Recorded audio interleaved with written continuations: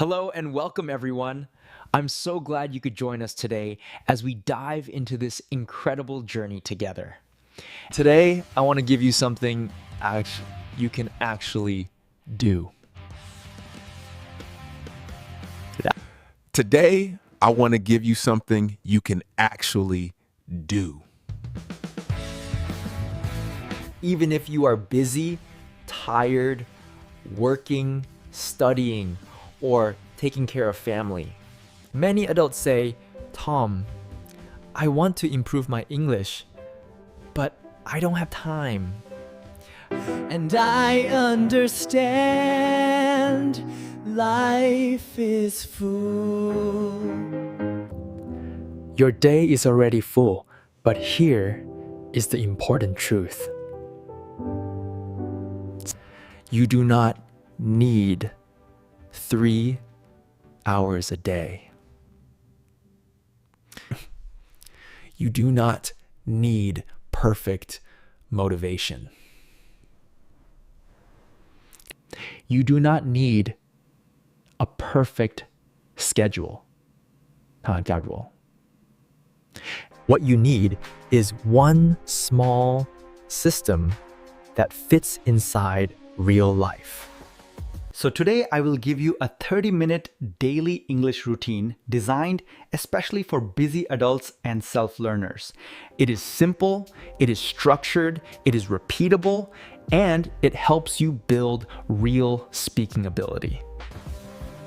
This routine is based on a few powerful learning ideas. First, learning works better when you practice a little every day, instead of a lot once a week. Short sessions, repeated over time, help the brain remember more strongly. Second, when you see words and phrases again and again in meaningful situations, they become familiar and easier to use. So this routine is not random. It is designed for how people actually learn. So this routine is not random. It is designed for how people actually learn. The goal is simple. Make English part of your normal day. Let's begin. All right, before we talk about the 30 minutes, we must talk about N. Busy adults often fail, not because they are lazy, but because they never decide when English will happen. So choose a daily anchor. An anchor is something that already happens in your day. After breakfast, after your evening tea, after work, before bed. When you connect English to something you already do, it becomes automatic. You don't need to think, you just begin. Now we start the 30-minute routine. The first rule is very important. Start fast, no thinking. Do not search for content every day. Do not open 10 apps. Do not waste 5 minutes deciding. Keep one short audio or video, a simple note page, and a voice recorder.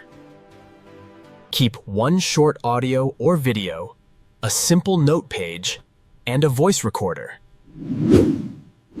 When your English time begins, you press play immediately. No thinking, okay? For the first 2 or 3 minutes, you just listen. No pressure, no writing, no stopping. 3 minutes. This is like warming up your brain. You are telling yourself English.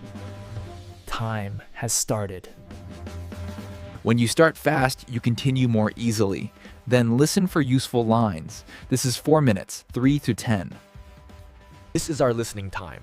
This is not passive listening like background music, and it is not exam listening where you try to understand every single word. And your goal is simple. Catch useful lines. During these 7 minutes, you listen and choose only 2 sentences, not 10, only 2. Why only 2? Because busy adults do not need many words. They need useful words and phrases they can actually use.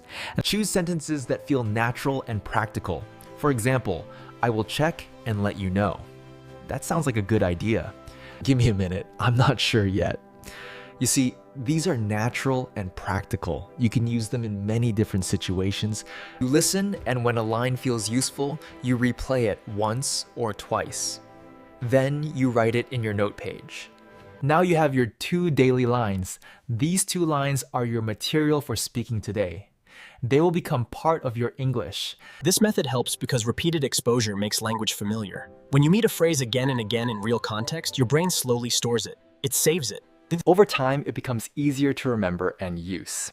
Okay, now we move on to minutes 10 to 18. Shadowing with energy. Now we train your mouth and your ears. We do shadowing. Shadowing means you listen and speak at the same time, or just after the speaker. You copy the rhythm, the speed, and the sound. But many learners do shadowing in a stressful way. They try to be perfect, they get tired, and then they quit.